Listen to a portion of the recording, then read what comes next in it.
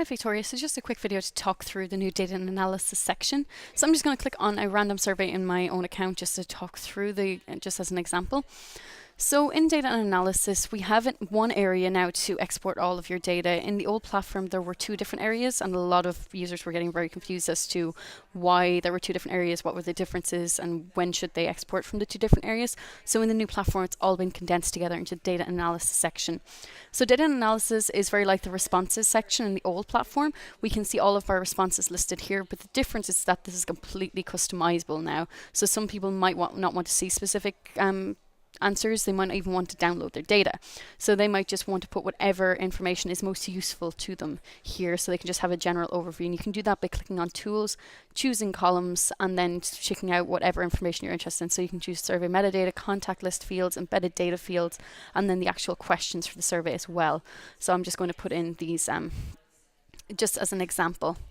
Then when it comes to actually exporting the data, we can click on export/import, export the data, and the two options that come up here are to export the complete data set, which some people find really unuseful because it's basically they might only be interested in specific questions or specific groups of people.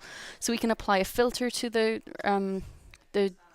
responses area and just pick out what questions we're actually interested in exporting, and then click on download this table, and this will just export the data that's currently in this table on this page. So we can ensure that all of the questions we're interested in and all of the responses we're interested in are included here, and then just export this data set, which is something that was highly requested in the old platform. So that's now available in here.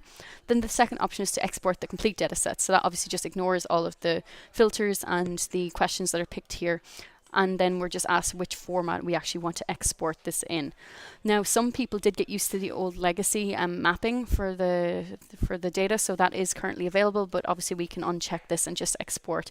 The only difference between legacy and non-legacy is just the way that the columns or the headers are written. Some people mapped external products to kind of go with Qualtrics, so it really depends on if you have something like that set up, but it's just by default set to use the legacy response data. So if we download this will export all of our data. So this is just very like downloading from the view results download data area or the reporting download data area. So I hope that is a bit clearer. I know you're not 100% happy with the way this is laid out, so if you have any suggestions on how we could improve this kind of section but still maintain all of the new functionality that people have been requesting, please do let me know, because this is what we're looking for, is feedback from our customers to improve the product. So any sort of information you have as to how we could improve this would be greatly appreciated.